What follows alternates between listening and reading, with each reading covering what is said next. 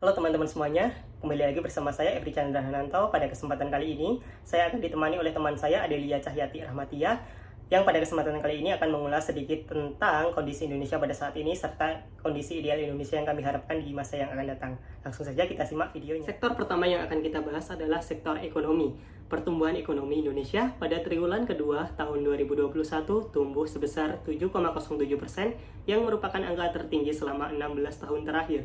Seperti yang kita ketahui bahwa APBN Indonesia pada tahun 2021 ini mencapai angka 2.750 triliun dengan tingkat defisit anggaran sebesar 5,7% dari PDB.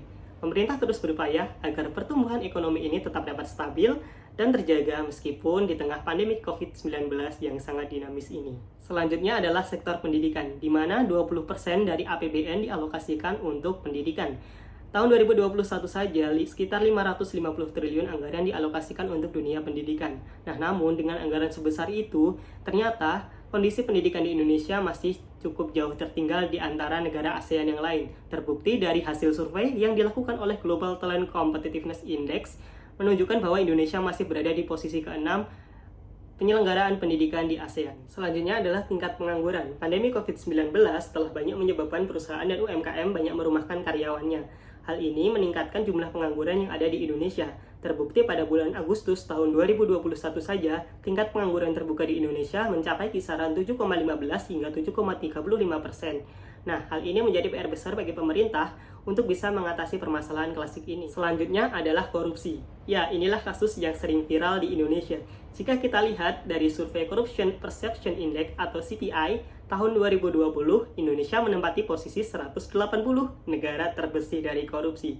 Posisi ini merosot tajam dari tahun 2019 yang Indonesia menempati posisi ke-102 pada saat itu.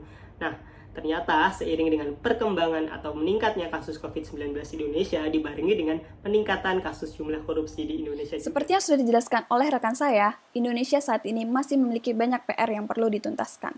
Lantas, bagaimana sebenarnya kondisi yang ideal dari Indonesia, negara kita, tanah air kita?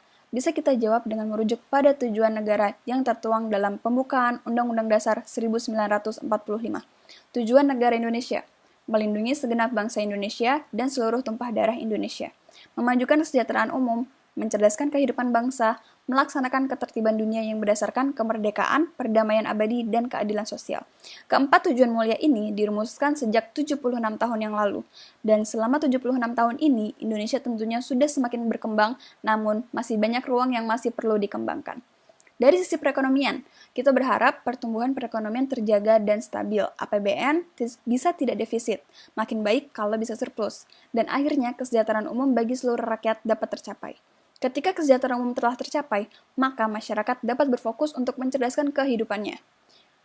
Dengan proporsi 20% APBN untuk pendidikan, hal ini memungkinkan Indonesia memiliki fasilitas pendidikan yang memadai dan merata di seluruh penjuru negeri. Dengan semakin terpelajarnya bangsa kita, maka angka pengangguran akan dapat ditekan seiring dengan diselenggarakannya pendidikan yang berkualitas. Semua itu akan lebih mudah dicapai apabila tidak ada kasus korupsi di bumi pertiwi. Kasus kejahatan yang satu ini seperti sudah mengakar pada badan Indonesia, mengingat keberadaannya dari zaman kerajaan masih eksis sampai saat ini.